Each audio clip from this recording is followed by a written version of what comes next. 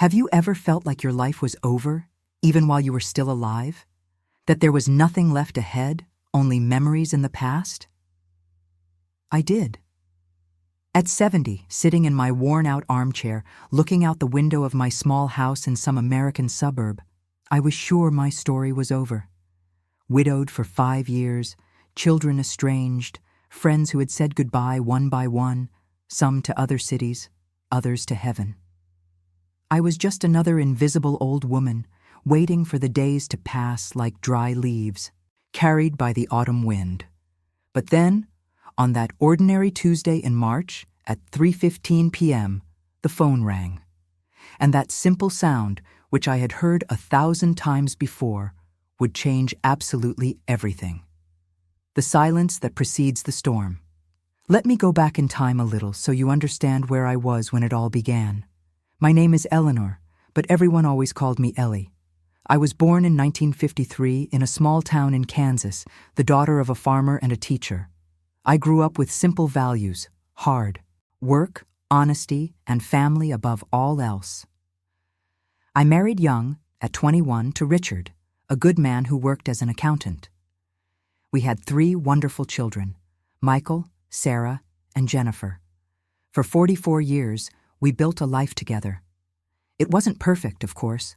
We had our fights, our financial difficulties, our moments of almost giving up, but we always found a way back to each other. Richard was my safe haven, my best friend, my love.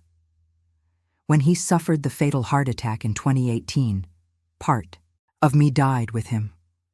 The years that followed were a blur of loneliness. The children had their own lives. Michael was in California, working at a tech company, always too busy to call. Sarah had moved to Boston with her husband and 2 children, visiting only at Christmas. Jennifer, the youngest, was in Texas, recently divorced and trying to rebuild her life. I understood. They had their battles, their challenges. I didn't want to be a burden. My routine was simple and predictable.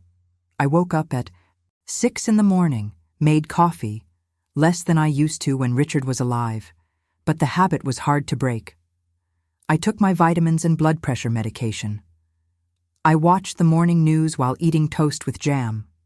Then, some light housework, washing dishes, making the bed, dusting the furniture. At 10 o'clock, I would walk to the corner supermarket, more for exercise and human interaction than out of necessity.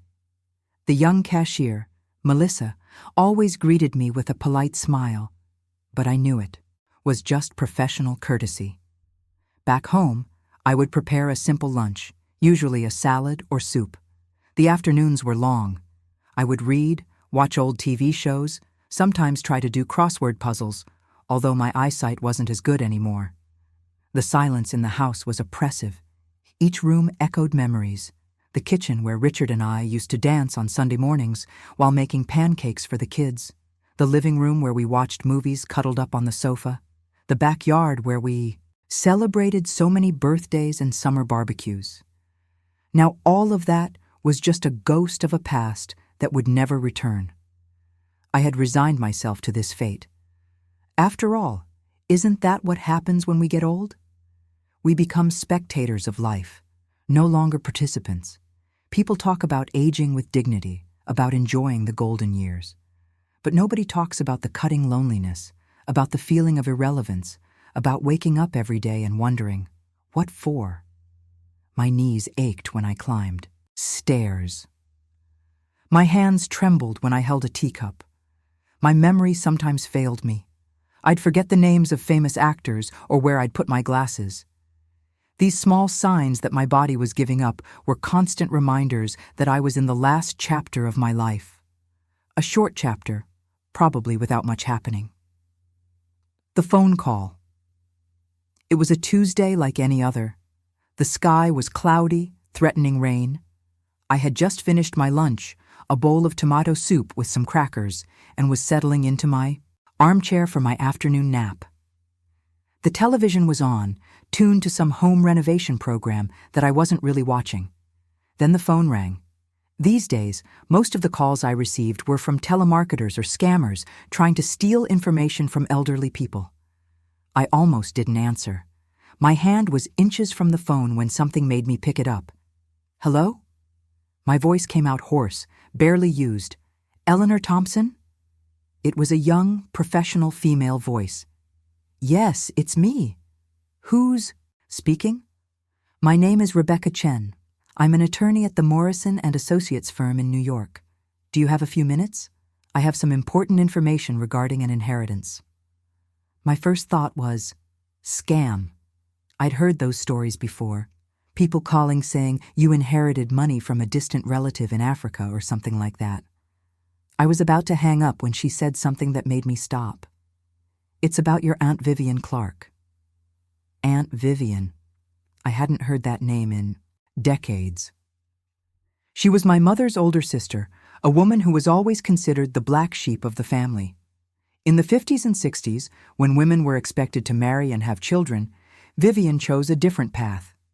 She went to New York, worked as an editor at a major fashion magazine, never married, and lived alone in a Manhattan apartment.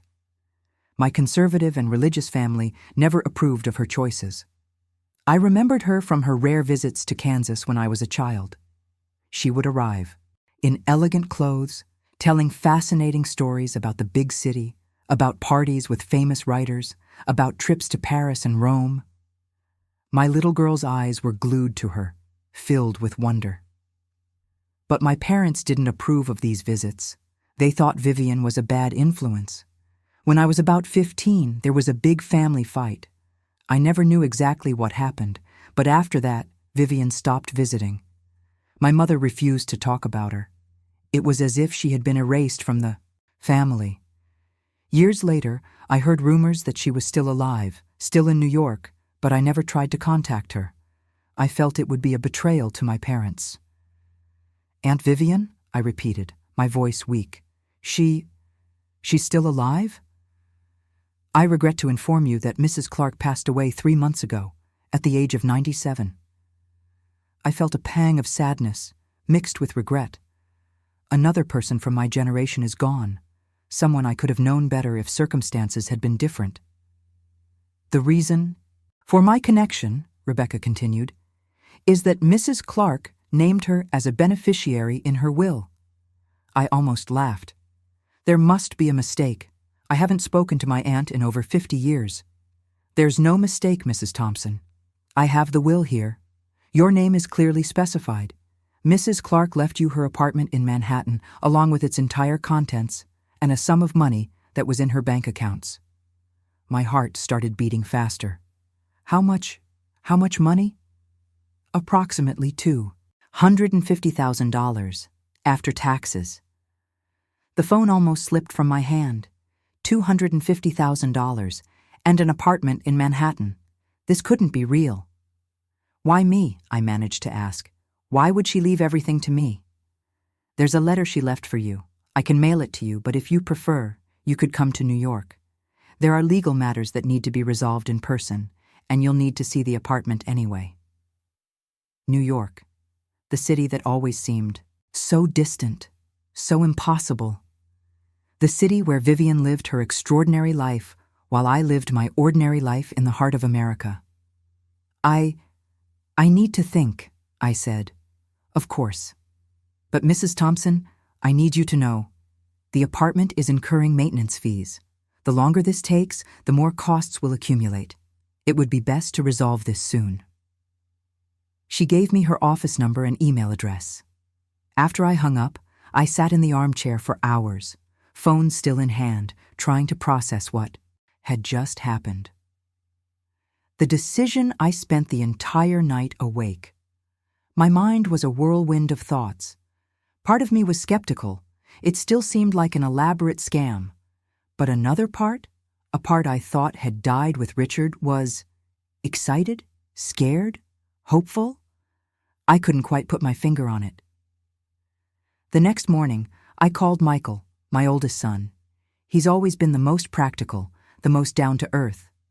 "Mom, you need to be careful," was her immediate reply. "There are many scams targeting the elderly. Have you researched this law firm?"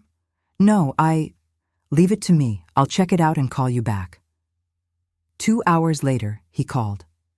Okay, Mom, Morrison and Associates is legitimate, one of the biggest probate firms in New York, and I found Vivian Clark's obituary in the New York Times.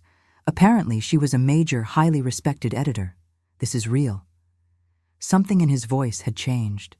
There was a tone of respect that had rarely been there when he spoke to me in recent years. So, what do I do? I asked, suddenly feeling very old and confused. You're going to New York, Mom. You'll sort this out. And hey, when was the last time you traveled? It might be good for you to get away for a bit. After hanging up, I found myself looking in the bathroom mirror. When had I gotten so old? My hair, completely white now, was cut short for convenience. Deep wrinkles marked my face like a map of all the worries I'd carried. My eyes, which Richard always said were my best features, looked faded, tired. But as I looked, something changed. Maybe it was the light, maybe it was my imagination, but for a moment, I saw a flash of the girl I used to be. The girl who dreamed of adventures. Before life, responsibilities, and expectations turned those dreams to ashes. I called Rebecca back and made an appointment.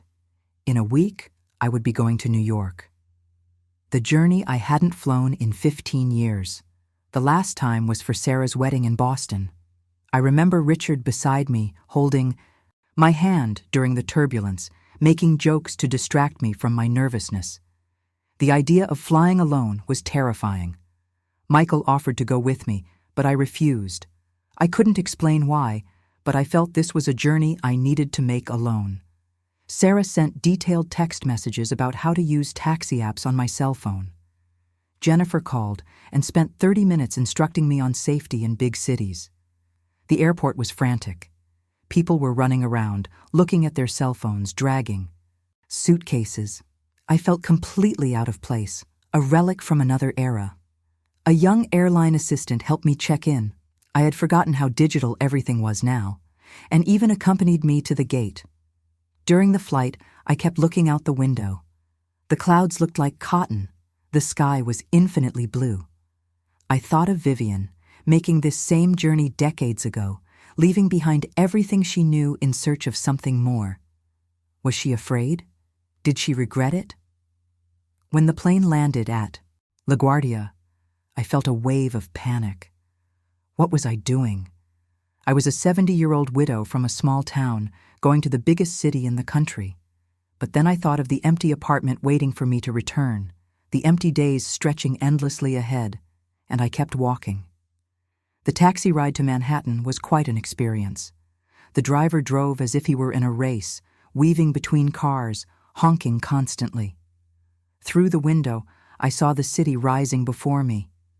Buildings so tall they seemed to touch the sky. People everywhere. Lights, sounds, constant movement. It was overwhelming and thrilling at the same time. The law office was located in a glass skyscraper in Midtown. Rebecca greeted me personally, an Asian American woman in her early 30s, dressed in an impeccable suit with a warm but professional smile. "It's a pleasure to finally meet you, Mrs. Thompson," she said, shaking my hand. She led me down an elegant hallway to a conference room. On the table lay a thick folder of documents and a yellowed envelope with my name handwritten in elegant calligraphy. "This is the letter Mrs. Clark left for you," Rebecca said, pushing the envelope toward me. "Why don't you read it while I make the tea?" With trembling hands, I opened the envelope. Inside were several pages written on thin stationery, the same elegant handwriting. "My dear Eleanor," it began. "If you are reading this, it means I have finally departed. I hope you have had a long and interesting life. I am sorry. I was not a part of it. You're probably wondering why I left everything to you, a niece who barely knew me. The truth is, you were one of the reasons I chose my path. I remember that last visit to Kansas. You were 15, and I saw in your eyes the same fire that burned in me at that age. The desire for more, for something beyond the white picket fences and suffocating expectations. The night before I left, you asked me shyly what it was like to live in New York. Your mother interrupted before. I could answer, but I saw it. I saw you dreaming. After the falling out with your family, they didn't approve of my choices, as you must know. I kept my distance. But I maintained contact through a mutual friend. I knew when you got married, when you had your children. I followed your life from afar, like a voyeur of your happiness. I don't regret my choices. I've had an extraordinary life. I've met fascinating people, traveled the world, and built a career I loved. But I've also experienced loneliness. Not the loneliness of being alone. I've always enjoyed my own company, but the loneliness of choices not made, paths not taken. You chose the path I rejected. Family, stability, roots. And I bet there were times when you wondered about the path you didn't take, about the life you could have had. This apartment, this money, is not just an inheritance. It's a question. It's an opportunity. It's a door opening for you, even at 70. Because, dear Eleanor, it's never too late. It's never too late to choose yourself, to pursue something that makes your heart beat faster, to remember who you were before becoming a wife, a mother, a widow. What will you do with this opportunity? I don't know. But I hope, with all my heart, that you will be brave. Not in the way I was, but in your own way. Life is short, even when we live to 97. Don't waste the time you have left. With love, your aunt you never met, Vivian. When I finished reading, tears were streaming down my face. Rebecca, who had returned with the tea, discreetly offered me a tissue. She was a remarkable woman, Rebecca said softly. At her funeral, there were people from all over the world, writers, editors, artists, all with stories about how she had changed their lives. I spent the afternoon signing documents. Rebecca explained everything patiently: property transfer, tax issues, bank accounts. My head was spinning with all the information. We can visit the apartment tomorrow, she said when we finished. I booked a hotel for you tonight. The apartment, Vivian's apartment, was on the Upper West Side, in a stylish pre-war building a few blocks from Central Park. The doorman, an older man named Frank, was thrilled when Rebecca introduced me. You look like her, he said, looking at my face. Mrs. Clark was a great lady. I will miss her. The apartment was on the 5th floor. Rebecca used the key and opened the door. I went in and my jaw dropped. It wasn't huge by Manhattan standards. Rebecca explained it was a 2-bedroom apartment, but it was teeming with life. The walls were covered with photos and art. Shelves overflowed with books in English, French, and Italian. There were colorful cushions, Persian rugs, and plants that someone was clearly tending to. A huge window offered a view of the tree-lined street below. I wandered through the space in a trance. Each object told a story: an African mask on the wall, a Japanese vase on the sideboard, photographs of Vivian with famous people. I recognized some famous writers, an Oscar-winning actress. The master bedroom had a king-size bed covered with a vibrant quilt. On the dresser were more photos, these more personal. I approached and my heart stopped. There was a photo of me. It was my high school graduation. I was 17, smiling shyly at the camera, wearing a dress my mother had made. How did Vivian get that picture? Had she been watching my life all this time? She kept in touch through mutual acquaintances, Rebecca said behind me, as if reading my thoughts. She cared, Mrs. Thompson. Very much. I spent hours exploring the apartment. There was an office overflowing with papers and letters, a small but functional kitchen, a second bedroom that Vivian used as a library, with a worn reading armchair and a floor lamp. When I finally went outside, it was already night. The city lights had come on, transforming Manhattan into a sea of light. I stood on the sidewalk, looking around. People hurried past, each in their own world. Cars honked, music blared from a nearby bar. Everything was alive, pulsating with energy. And for the first time in 5 years, I also felt alive. The decision. The next few days were a whirlwind of emotions and decisions. I returned to the apartment several times. Each visit revealed more about the life Vivian had built. I found diaries where she recorded her experiences, letters from friends all over the world, certificates of awards she had won. I also explored the neighborhood. The Upper West Side was charming, with its tree-lined streets, cozy cafes, and independent bookstores. Central Park was just a few minutes' walk away. There was a farmer's market on Sundays, a bakery that made the best croissant I've ever eaten. I called my children every night, telling them about my discoveries. They were surprised by my excitement. "Mom, you seem different," Sarah said during one of the calls. "Your voice is brighter." Michael got straight to the point. "You're thinking of staying, aren't you?" That question kept me up all night. Stay? In New York? At 70? It was crazy. I didn't know anyone here. It was expensive, scary, completely outside my comfort zone. But it was also possible. The apartment was mine. I had enough money to live comfortably. And for the first time in years, I felt something beyond mere existence. I felt curiosity, excitement, even joy. I thought about Richard. What would he say? He'd probably laugh in that gentle way of his and say, "Ellie, you've always been braver than you thought. If that's what you want, do it." On my last morning in New York before my flight back, I woke up early and went for a walk in Central Park. It was October, and the trees were ablaze with autumn colors. Joggers passed by me. There was a musician playing the violin near Bethesda Fountain. Children laughed as they chased pigeons. I sat on a bench and watched. The city was waking up around me. There was an energy here of promise of possibilities. Vivian had chosen this. She had left the safety of the known for the exciting unknown.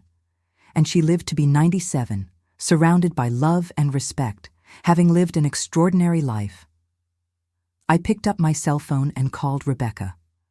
"I'm going to stay," he said when she answered. "I'm moving to New York." The new beginning. The following months were a whirlwind. I went back to Kansas to get my life in order. It was harder than I expected. That house had been my home for 40 years. Every room held memories. But I also realized that they were just that, memories. I couldn't live in the past forever. I held a garage sale. I donated most of the furniture. I kept only a few sentimental items and clothes. Sarah came to help me, and we spent a week together, crying while packing, laughing while finding old photos, talking in ways we hadn't in years. "I'm proud of you, Mom," she said the night before I left. "You're being so brave." "I'm terrified," I admitted. "That's part of courage." I moved to New York in November. Michael came to help me move. We were impressed by how many neighbors came to welcome me. Apparently, Vivian was very well liked in the building, and they were curious about the niece who had inherited her apartment. The first few months were an adjustment. The city was noisy compared to my old, quiet neighborhood. Sirens woke me up at night. I constantly got lost, despite Google Maps. Supermarkets were different, smaller, more expensive. The subway was intimidating, but there were joys too. I started attending a book club at the local library. I took watercolor classes at a community center. I walked in Central Park every morning, meeting the regulars, other retirees, young mothers with strollers, street artists. One of Vivian's neighbors, a 75-year-old woman named Ruth, became a dear friend. She was also a widow and had lived in the building for 30 years. She showed me the best places to shop, took me to hidden restaurants, and taught me how to navigate the public transportation system. "Vivian once told me you should have come visit," Ruth said one day as we were having coffee in her apartment. "She always hoped you two would reconnect." "I should have come," I replied, feeling the familiar regret. I let fear and guilt paralyze me for too long. Well, you're here now. That's what matters. I started a project by going through Vivian's diaries. Her life had been extraordinary, and I thought that perhaps I could turn it into a book. I spent days reading her words, getting to know her through her own reflections. I discovered that we were more alike than I imagined, both with the same fears, the same doubts, the same secret dreams. The difference was that she had the courage to pursue hers. In the spring, my children came to visit me. It was the first time we had all been together since Richard's funeral. I took them for a walk around the city, showing them my favorite places with the pride of a New Yorker. They were amazed at the transformation in me. "Mom, you look radiant," Jennifer said, looking at me during dinner at a cozy Italian restaurant in the West Village. "I haven't seen you like this in years." "I'm happy," I said simply, and I realized it was true. The first anniversary.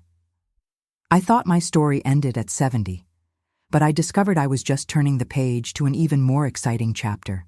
And the best part? I'm the author of this story. Finally, if this story touched your heart, please leave a like and subscribe to the channel for more inspiring stories about new beginnings and second chances. And tell me, what city are you watching from?